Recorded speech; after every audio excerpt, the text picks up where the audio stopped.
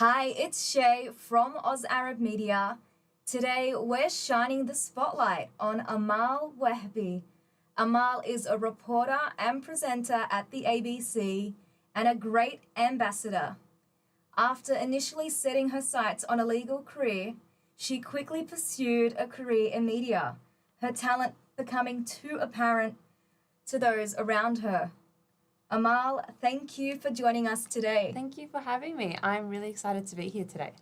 A lot of our viewers know your on-screen persona. Can you share more about your personal and professional journey? Yes, so I started out in media 4 years ago, and the way that I got the job was actually quite interesting. So, like you mentioned, when I was in university, I was studying a double degree of media and politics, and I was planning after that to study a master's in law. Wasn't sure if I wanted to be a lawyer, but I always enjoyed the law and I thought like a job somewhere in there would be interesting. But as I was in my final year at university, I had a job outside of uni where I would go to schools and do like bullying workshops. And as part of that, we had a whole bunch of YouTube videos online. And just by pure chance, somebody who worked at Behind the News, which is the national kids news program in Australia, saw one of the videos and messaged me out of the blue and was like, hey, I saw your videos on YouTube. I reckon that you might have a knack for reporting. So I had always been interested in media and really enjoyed it, but I felt like for myself, I kind of wrote it off as something that would be too hard for myself as like an Arab Muslim woman to get into.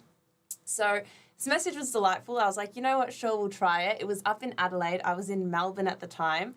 I went there, did it for 6 weeks, and then I realized like that was my passion and that's what I wanted to do. And then now it's been 4 years. So I spent 2 years at Behind the News as a presenter and a host of their daily news program.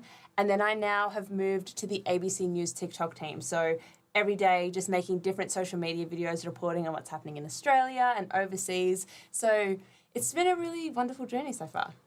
Thank you for sharing. Was there a personal story that you could share with us that triggered that aha moment? I think I want to become a reporter. Well, it was always, like I said, in the back of my mind since I was a kid. Like I've always enjoyed, just watching the news and listening to the news. And I remember as a kid, every day when we were driving to school, my dad would have, ABC Radio Melbourne playing. And it was something that I just thought was really cool and like a job that just seems like really rewarding. And I feel like there were always signs there that it was something I wanted to do because I had this long interest in news and politics.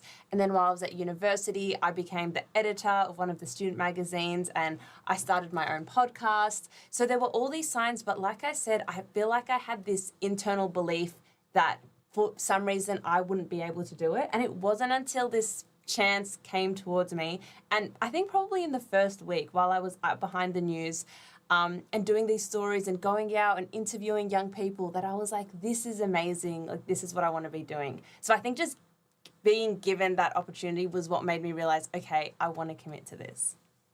Digital reporting, which includes social media, is one of your strengths. Can you explain the importance of digital skills in your role? I think it's so important because my role pretty much is all digital reporting. Like I said, every day is on the ABC News TikTok account.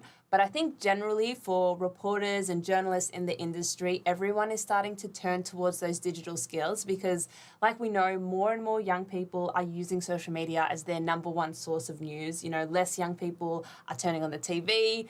Rarely anyone is buying a newspaper. I've never bought a newspaper in my life, but, they are great. So more people are coming to realize if we want to be speaking to this huge chunk of audiences, I need to have some sort of digital literacy. But yeah, for me, it's integral. It's what I do every day. It's being able to communicate the news, but being able to communicate it in a way that speaks to the audience that's on there. So let's say, like sometimes I'll be on TV and I speak differently to how I would on social media. Like TV, you need to be a little bit more formal, but still be yourself, but it is a different format. Whereas on social media, you really need to think about, okay, this person doesn't care that I'm from ABC. They don't care that I'm a journalist. They just want to know the information. And you speak to them almost how you would a friend explaining what's going on in the news. On that note, influencers play a big role in shaping public opinion. How has this impacted traditional forms of reporting? Hugely. Like, even the fact that there is a team for ABC News TikTok and all other major news networks now have a social media presence, like 7, 10. You'll see all of them are dedicating lots of resources, and it's because these influencers on social media have drawn young people towards there. And so media organizations are beginning to realize that if they aren't where everyone else is and where they're getting their information from, they're just going to lose those audiences. So this role, it was only created 2 years ago, and then that's when I started with it. But it's hugely impacting the media landscape because, like I said, people don't turn towards these big traditional corporations anymore. They are getting their information from individuals, which is why now these media corporations are saying we need to put the individuals on social media so that they can stay engaged. Do you see any potential transition pathways for influencers who want to take that leap into the media industry?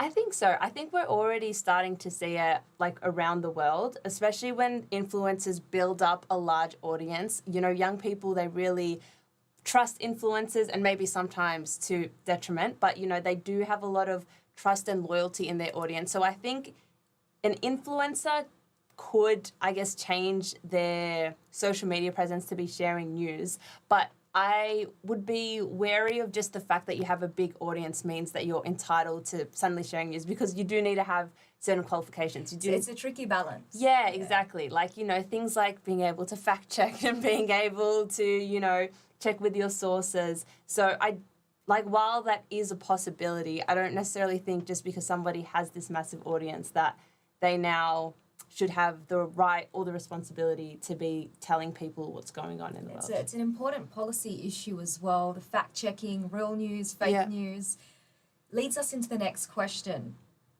If you could explain to our viewers what the key differences are between social content and then reporting. Well, the thing is, I actually feel like the line is beginning to blur a bit, because I feel like social content is this large umbrella term, and then within that comes a whole bunch of different types of content, and one of them is reporting. I think previously, maybe like 3-4 years ago, there was a distinction. Social media content was something that was entertaining, lighthearted, it was a break from the real world, and reporting was somewhere you went to, like I said, radio, TV, newspaper. But now the two have kind of collided, where people, like I said, are getting their reporting from social media. So I think they've now meshed together where it's one option that you can get when you are online. And for a lot of young people, it's the way that they get their information. What makes a good journalist?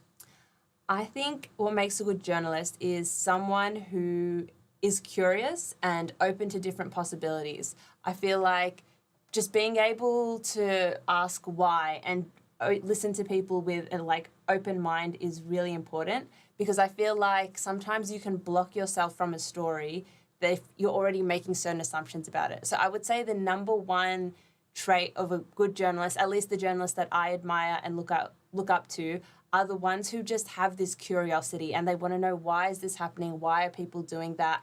And like I said, I feel like I exhibited those traits when I was younger and didn't even realize. So I feel like if you are someone who you just want to explain things, you want to investigate things, you want to figure out how they work, why they are working like that, to me, that's one of the key traits of a good journalist. Thank you for sharing that.